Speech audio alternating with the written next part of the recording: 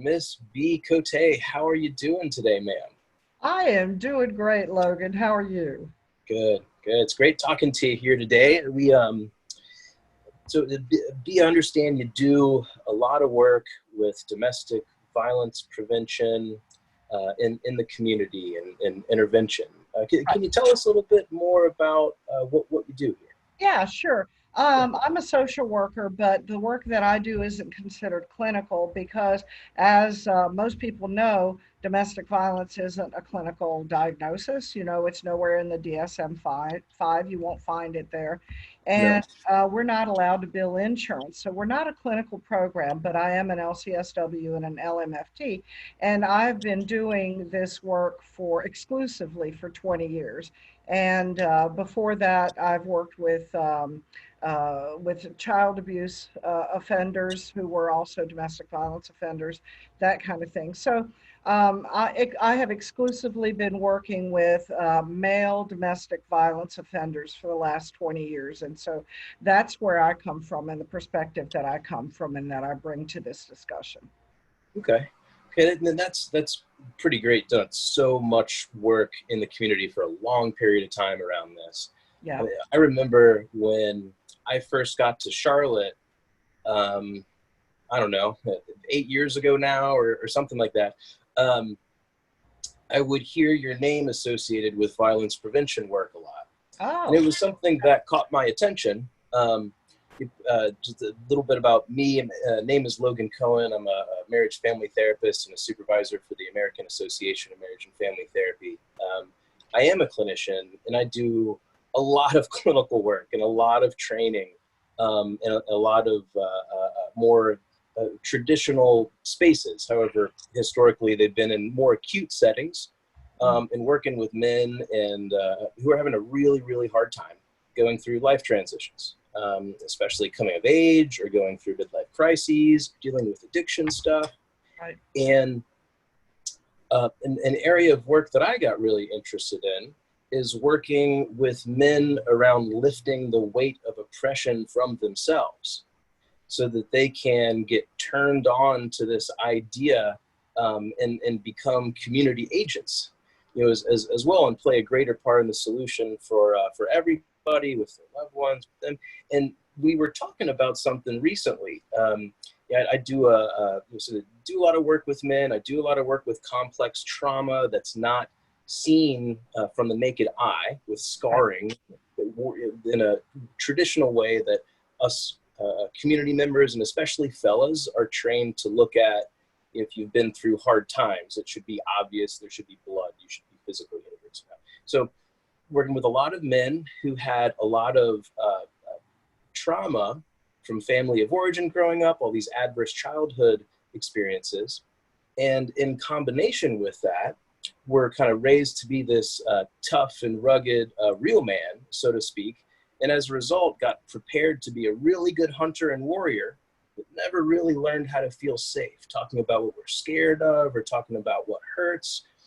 And it creates something that can look a lot like narcissism, right? It can look a lot like someone who's willing to throw their weight around and do this kind of thing.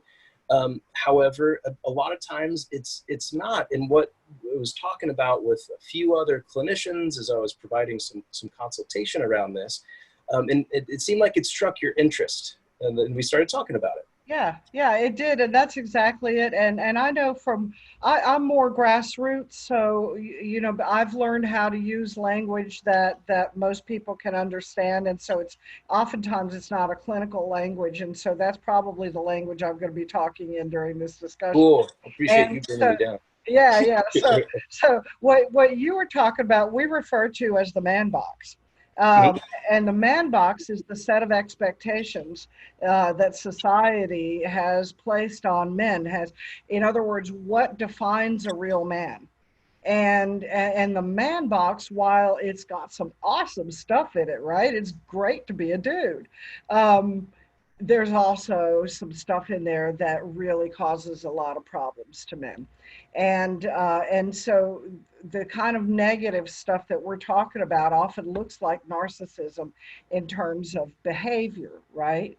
Um, And so when you posted something, we're both part of several Facebook groups for local clinicians and some statewide as well.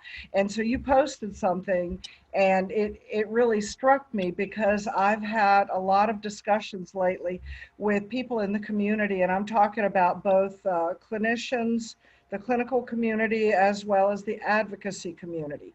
And by advocates, I'm talking about those who work with domestic violence offenders and abusers, but who work for abusers, with abusers, for the victims. And and so in that context, I have a lot of discussions with survivors and victims of domestic violence, and there seems to be a trend lately with labeling the abusers as having narcissistic personality disorder, and therefore victims often going into therapy, into trauma treatment, with a label they've attached to themselves as being narcissistic abuse survivors.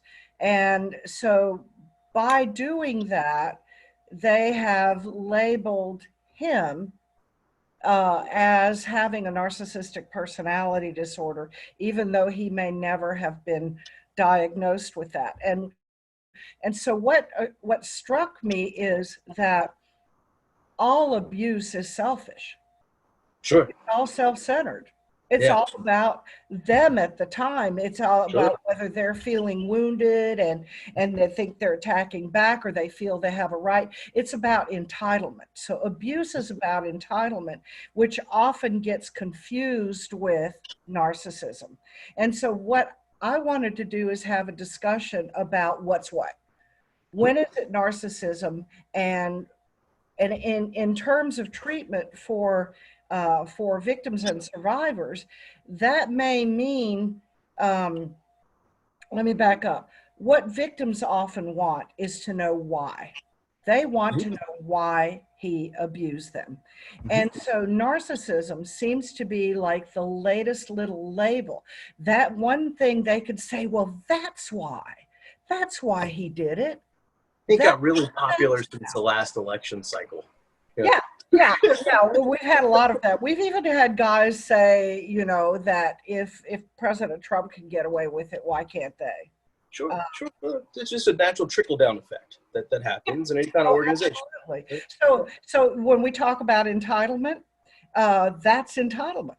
That's like the excuse that they give themselves, and so what I'm seeing is a lot of victims who are going to their therapist and saying, I need to be treated as a narcissistic abuse survivor. I want my narc abuse trauma to be treated.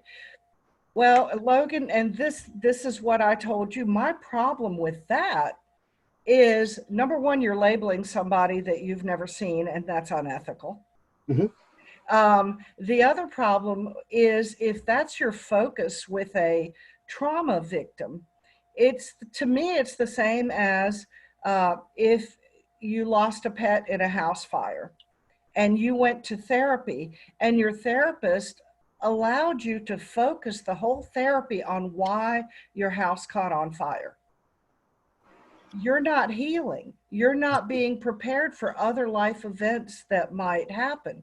In other words, you might be prepared for the next fire, but you're not going to be prepared for the flood. No, not at all. And I really like how it disrupts this personal meaning-making process. When we go through trauma, and just coming from more of the clinical places as well, is kind of where I hang out, and I'm going to really try to use your model of verbiage here, is it creates a lot of confusion and disorientation.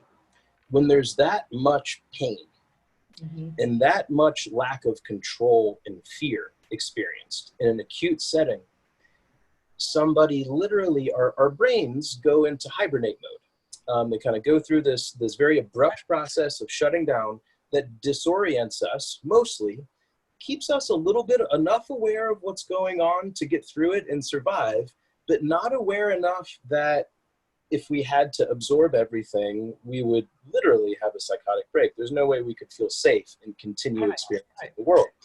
And that creates such a disruption of how we see ourselves, how we make meaning of being in the world. And if someone is formulating their treatment, if someone is seeing their treatment as a way of adjusting to someone who's not operating in a fair way anyway, it's almost a setup to have it get even worse and to get even more stuck. And there's all this traditional manhood stuff, and this is the man box stuff. In the American Psychological Association, some research studies even starting to call it toxic masculinity.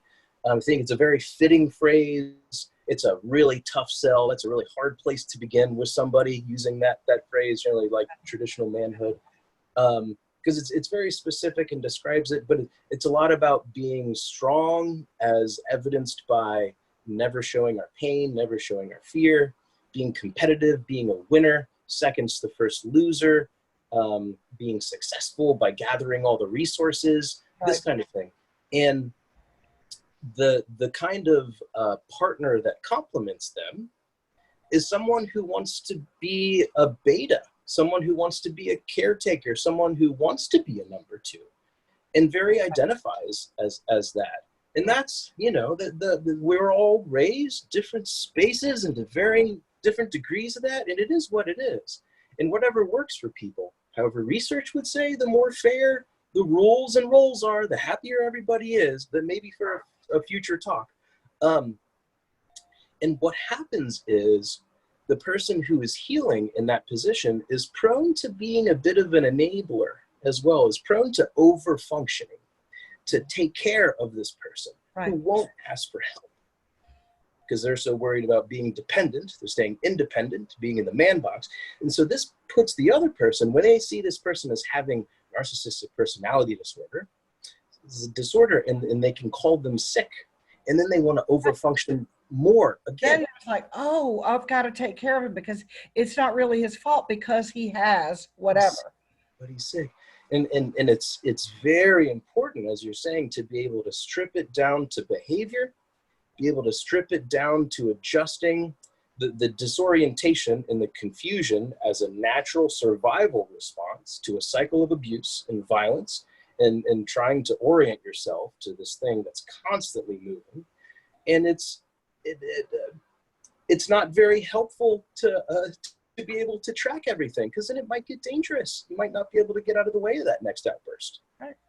And along that line, just last night in group, we do group work, only group work. And that's because these guys are often really, really good at convincing a therapist one-on-one of whatever it is they want to convince them. But in a group setting with other guys who could smell the BS, it's not likely to happen, and they're able to bring them along. But I had a guy last night who did a presentation. They have to do presentations.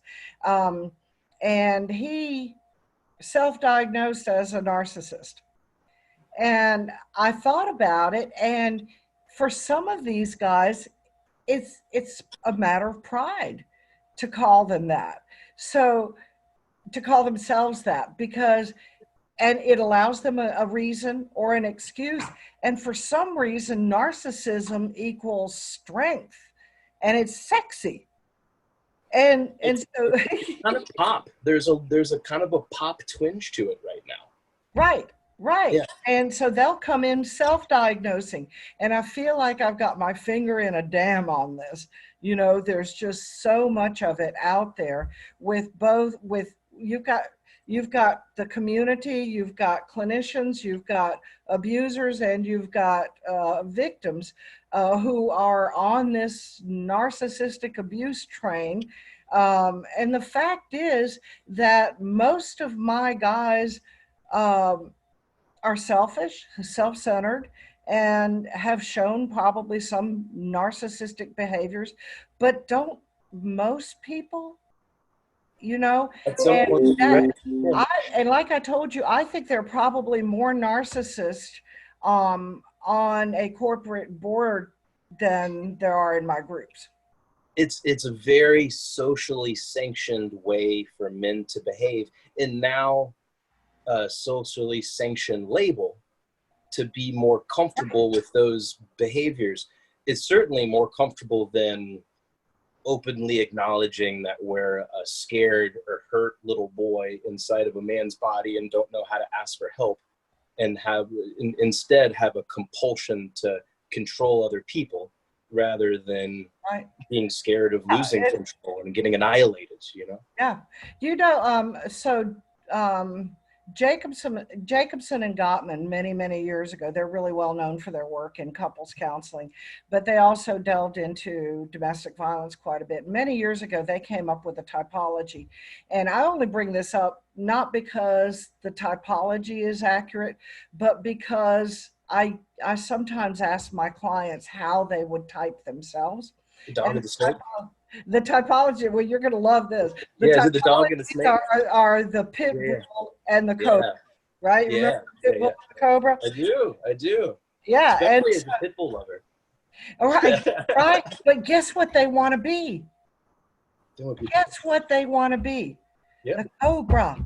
No, really? They want to be the cobra because the cobra, to them, it doesn't signify what it does to us, that this guy's really because he gets jollies off of hurting. He loves to inflict pain. No. Oh, and the plotting. What it means to them is strength and cunning and intelligence. Being sharp, being a good hustler. Yeah. It's it's so socially reinforced, and you go on the streets or you go into board offices. The more you can have those traits, the better you're going to be, really, until what business research calls the Peter principle.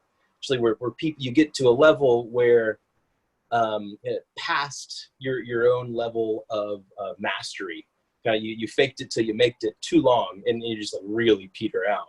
And that becomes really disruptive for identity too, right? Because they're really identifying with being this tough, strategic, take no prisoners type of thing. And then when that doesn't work anymore, what is there to lean on?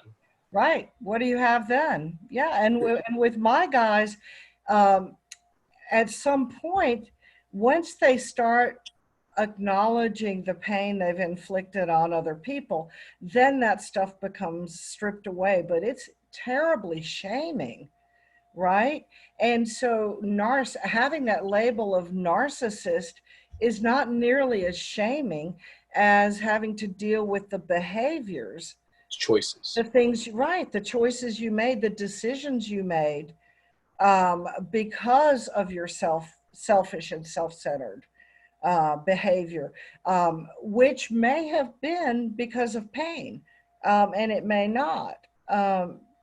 I give the ACEs, which for people who don't know about it, it's the Adverse Childhood Experiences Scale.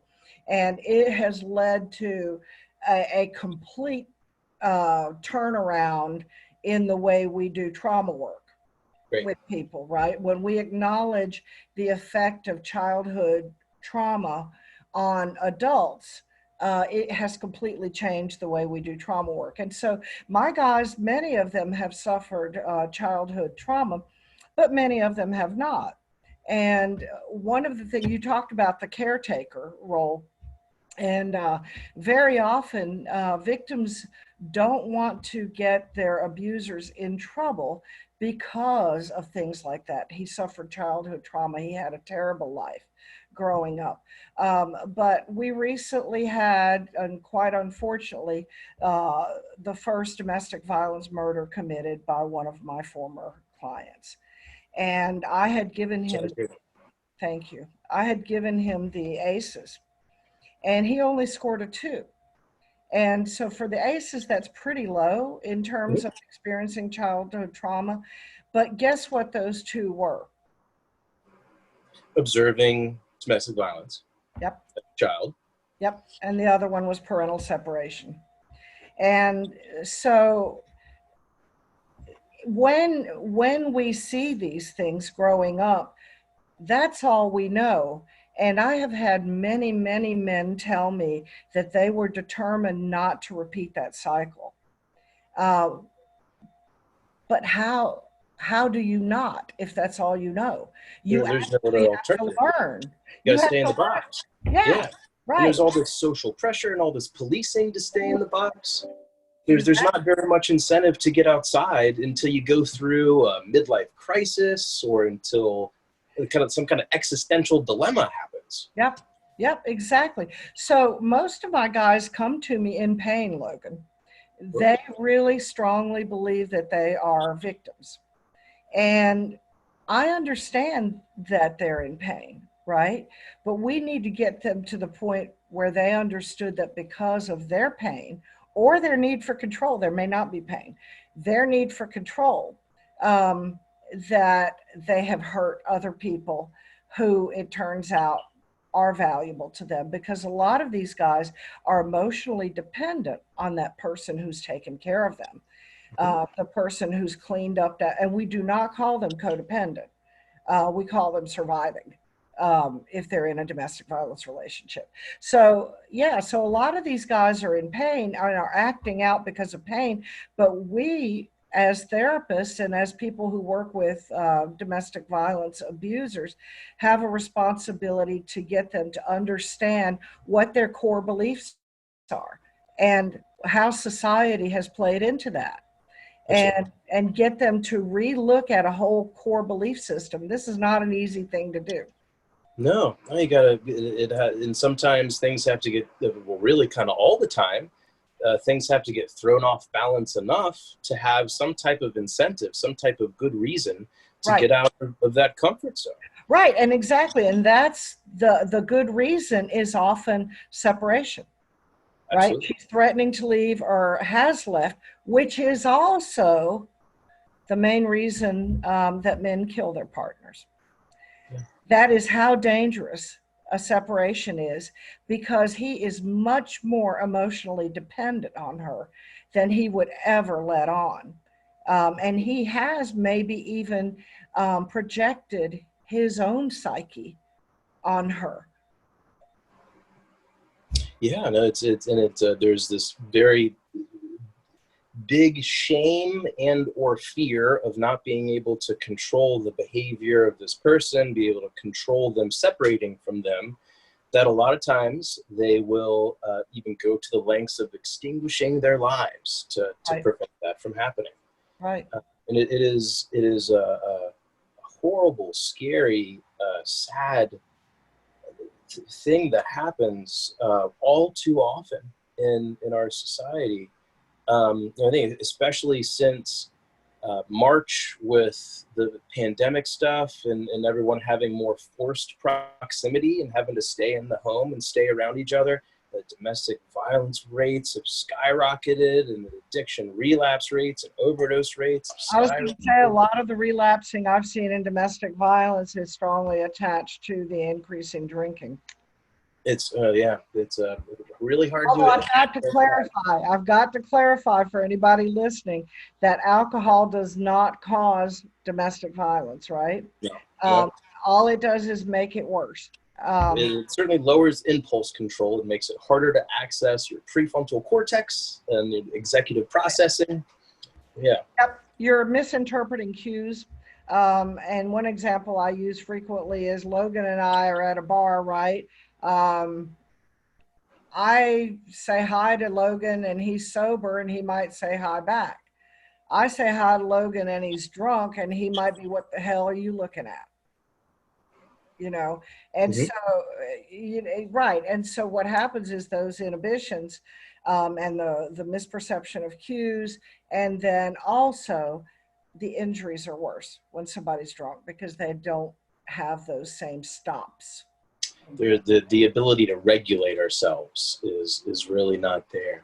Right. Um, and I really like how you're talking about helping these fellas re-identify with their own values. And this is something that we talk about a lot in the Balanced Man Plan system. Yeah. It was a lot about kind of creating our own fairness and balance and equity with ourselves and with our most important relationships so they can be sustainable over time, and we can share those relationships meaningfully on the journey, which is something us men are not taught how to do. Like, we're taught how to be lone wolves. And in real lives, the only time that a wolf is by itself is when it's old and going off to die, or when it's a juvenile male that just got kicked out of the pack because it's old enough to mate with the females that it's related to, and it needs to go start another pack.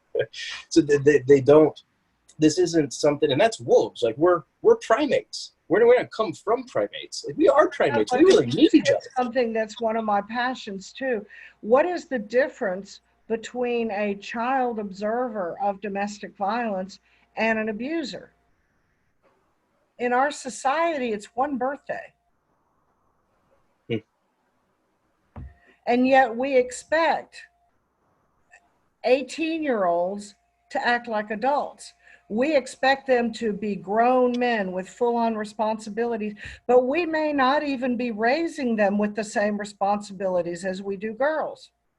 No, and very commonly are not. I think a lot of times a common mistake that we make in American culture is we think we're very progressive. We got all this stuff. We're really good at being productive, and we've got all this economic power and financial power, all this tech. We're really not progressive. There were a few areas in the country that were urban before the Industrial Revolution, like before cities came in a big way. You had like New York and Philly and Boston. New Orleans got going kind of early. Charleston a little bit. But besides that, really all of us, unless we grew up in an incredibly dense urban area and have been there for generations, all of us come from farming communities and people who were raised in farming communities, which is these very My dad was raised on an actual farm, yeah. Yeah. And those traditional gender roles were very functional in those spaces. And there was certainly a lot of stuff that was, times were very different, and way people were treated and expectations about that were incredibly different. And we don't have time to go into all that, I don't think. However, in modern society now, when we can exchange information like this, or a virus can go from across the world in 24 hours, we got to get men really need a remodel. Well, men's roles haven't changed. No. Still in the provide and protect. Left over from Hunter Warrior. Yeah. And yet, what are they battling, And so, yeah, you're absolutely right. We need to redefine things for men and teach them that their value in a different way. That their value is not all about muscle, whether it's financial muscle or physical muscle or street credibility, because that's what still matters. And we also don't allow men still to meet with other men, to be real with each other, to discuss these things. There are just not those avenues. There were sports, and now during COVID, that's one outlet that's gone. Yeah, and it's very tricky. That's one of those man box things, right? It's we don't share affection with other men. Only women do that. That's because that's gay. Homophobic slur. Yeah, gay, yeah. Or even worse, right? And you immediately lose social capital for doing that. Mm-hmm. In the more traditionally masculine the space is, there's a direct correlation, right? Right, yeah. And my guys, by the end of the program, they're really, really good, at talking to each other and at getting support from each other. But this is something that they have to learn. That's a huge protective factor that you're helping them internalize is how to create healthy male camaraderie and community. Yeah, we have to strip away the shame, first of all. Absolutely. And turn it into empathy, if we can. you know, and turn it into empathy for their victims. And you've seen what's going on with the congresswoman this past week. With Uh, Cortez. yeah, yeah. Yeah. That is a fabulous example. In fact, I think we could have a whole discussion using her speech, right?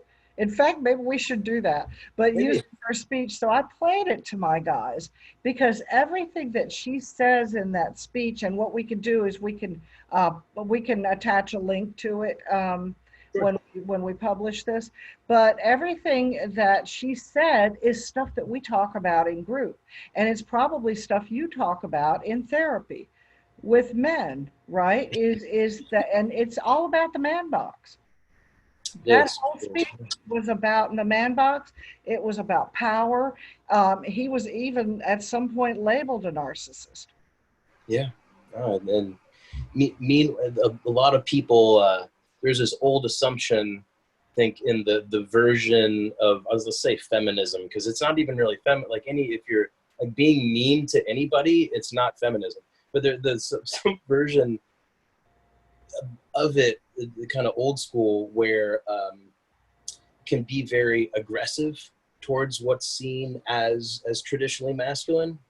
Right. And a lot of times men expect that, and have been kind of, when they think feminism, when we think feminism, hey, when I was probably 16 or 17, when I thought feminism, I thought about the lot at an Indigo Girls concert and folks playing bongo drums. I didn't realize it's also about how the pressure of oppression is killing men too. It's It's not terrible. good for any It's of a us. terrible burden. Yeah. Yeah, it is not good for any of us. Well, No, I've really enjoyed this talk with you, B, being able to this is talk to you great. about how these spaces intersect and flow in and out of each other. I think there's a lot more that we could say, but let's see if anybody wants to hear more. We'd love to get feedback.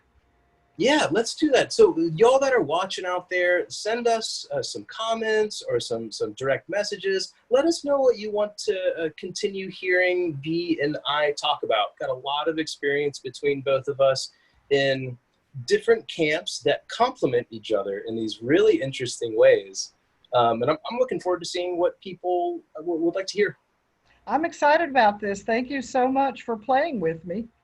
Absolutely. It was fun to hang out with you in the sandbox, Ms. B. This is great. I hope everybody has a great day, and thank you for watching. And Logan, thank you so much. Yes, ma'am. Take care out there.